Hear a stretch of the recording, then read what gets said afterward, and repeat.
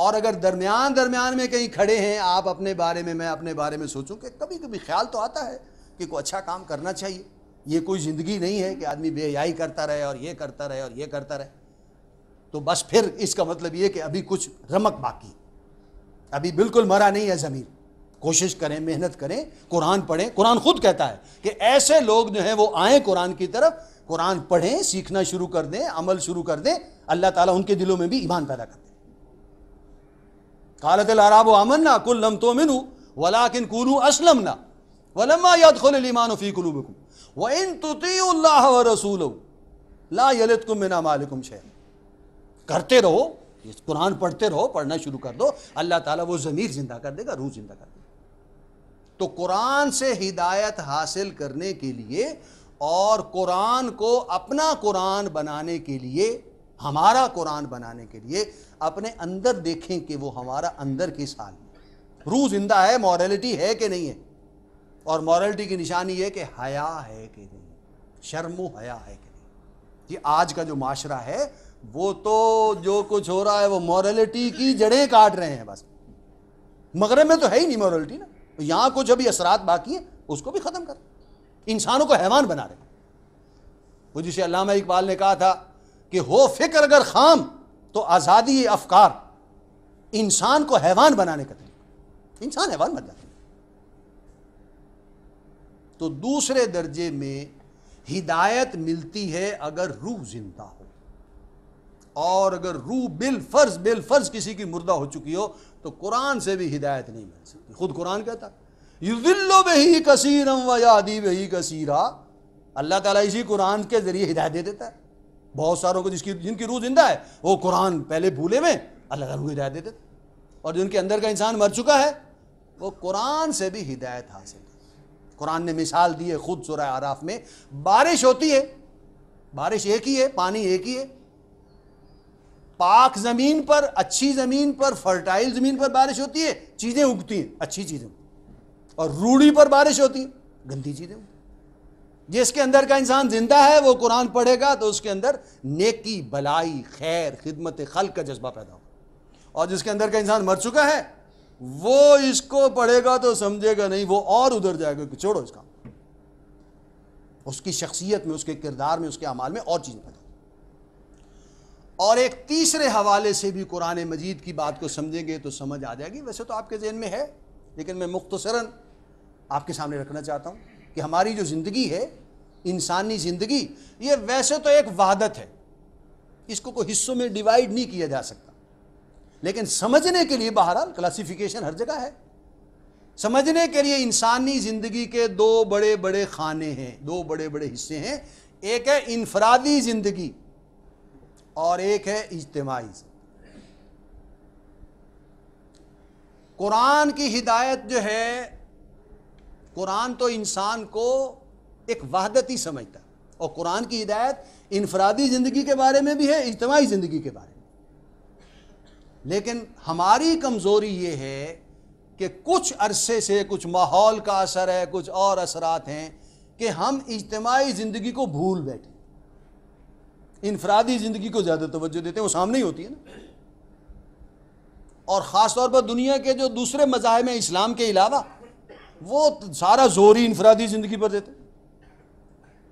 لہذا ہمارے ذہنوں میں بھی کوئی بات یہی بیٹھ گئی ہے کہ دین کا مطلب انفرادی زندگی اصلاح، انفرادی زندگی کی اصلاح، انفرادی اصلاح، انفرادی عبادات، اللہ سے ذاتی لو لگا لینا، بس یہی دین کا تقاضا ہے. اور یہی ہو جائے تو بس کام ختم ہو گیا، بس اللہ خیر چلے، اس کے آگے کچھ کرنے کی ضرورت نہیں. کاروبار جیسا چل رہا ہے اللہ معاف کرے گا، بس ٹھیک ہے. معاملات جیسے چل رہے ہیں کوئی بات نہیں ہے، بس ذاتی معاملات ٹھیک ہونے چاہیے. ذاتی عبادات کی حد تک جو ہے وہ آمدی کا معاملہ ٹھیک رہنا چاہیے. جبکہ قرآن یہ کہتا ہے کہ نہیں، ذاتی معاملات بھی تب ٹھیک ہو سکتے ہیں جب اجتماعی معاملات ٹھیک ہوں گے. تو پہلے خانہ ذہن میں ہونا چاہیے کہ اجتماعی زندگی بھی کوئی زندگی ہے، اور پھر اس میں بھی کوشش ہو. ٹھیک ہے، آدمی کامیاب نہیں ہو سکتا، پورا کامیاب نہیں ہو سکے گا، لیکن کوشش تو ہو نا. وہ خانہ تو ہو ذہن میں، نقشہ تو موجود ہو. رسول اللہ صلی اللہ علیہ وسلم نے یہی بات قرآن سے اخذ کی تھی اور یہی صحابہ کو سمجھائی تھی. رسول اللہ صلی اللہ علیہ وسلم کی زندگی بھی اور صحابہ کی زندگی بھی انفرادی سطح پر بھی قرآن کے تابع تھی، اجتماعی سطح پر بھی قرآن کے تابع۔ انفرادی زندگی میں قرآن لانا ہو، قرآن پڑھنا پڑے گا، عمل کرنا پڑے گا، ذاتی زندگی کے معاملات ہی کرنے پڑیں گے۔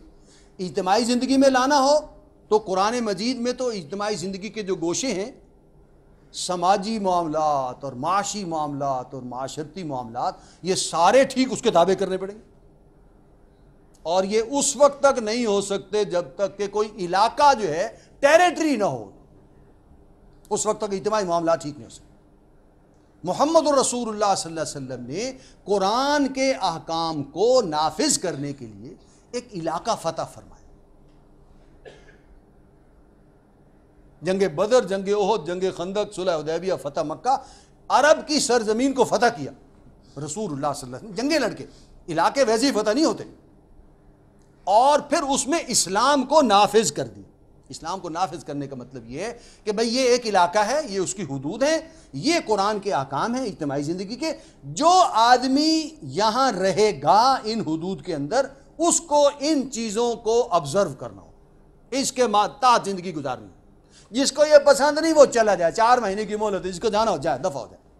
لیکن اگر وہ ادھر رہے گا، اس مملکت کا شہری بنے گا، چاہے غیر مسلم ہے، تب بھی اس کو اجتماعی معاملات میں چوری ڈاکہ اس بات کی جو سزا اور اس کی جو شرعی حدود ہیں اس کے تابع رہنا ہو۔ اس کے بغیر یہ کام نہیں ہو سکتا۔ رسول اللہ صلی اللہ علیہ وسلم کی بات کو صحابہ نے بھی یہی سمجھا، اور شاید آپ میں سے کوئی یہ سمجھتا ہو، ذہن میں کوئی ہو، لیکن جو صحابہ کی زندگی تاریخ میں موجود ہے، ہم آج سمجھتے ہیں کہ بس دین ہمارا بس ذاتی عبادات کا نام ہے، اللہ اللہ خیر صلی اللہ۔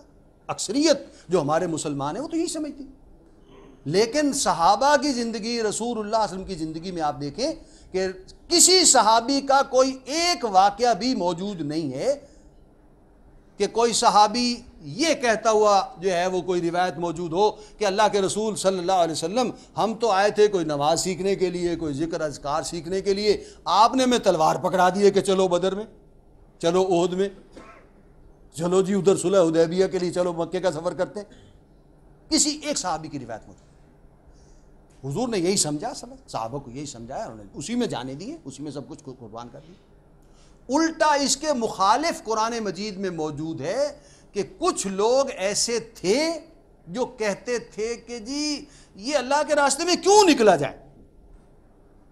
ویسے وہ اللہ کے رسول کے پاس حاضر ہوتے تھے اور کہتے تھے کہ اللہ کے رسول، آپ کی قدر جو ہمارے دل میں ہے اور آپ کی محبت جو ہمارے دل میں ہے، ہم آپ کو دل چیر کر دکھا نہیں سکتے، ورنہ بہت محبت ہے ہمارے دل میں آپ کی، لیکن بس کچھ مجبوریاں ہوتی ہیں، بس آدمی کی، ہم آپ کے ساتھ جہاد میں ادھر ادھر جب آپ تقاضا کرتے ہیں جا نہیں سکتے۔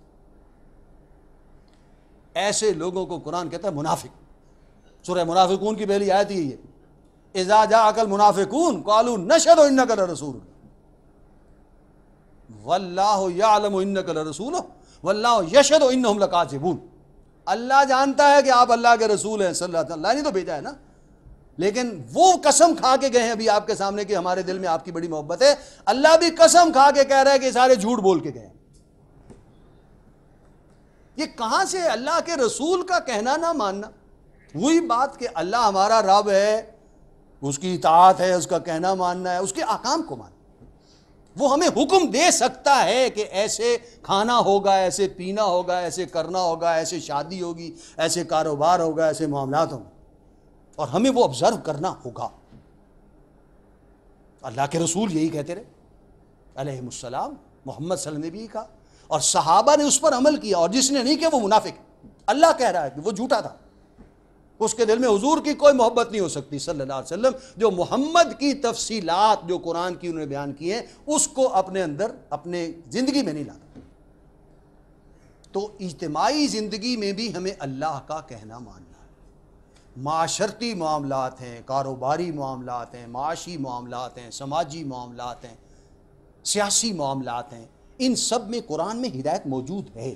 آپ سب حضرات جانتے ہوں گے، کتابیں موجود ہیں، لٹریچر موجود ہے، کیسٹ موجود ہے، آڈیو ویڈیو سب کچھ موجود ہے۔ تو انفرادی زندگی میں بھی ہمیں اللہ کا کہنا ماننا ہے، قرآن میں وہ پہلو بھی موجود ہیں، اور اجتماعی زندگی میں ماننا ہے، پھر ان دونوں کو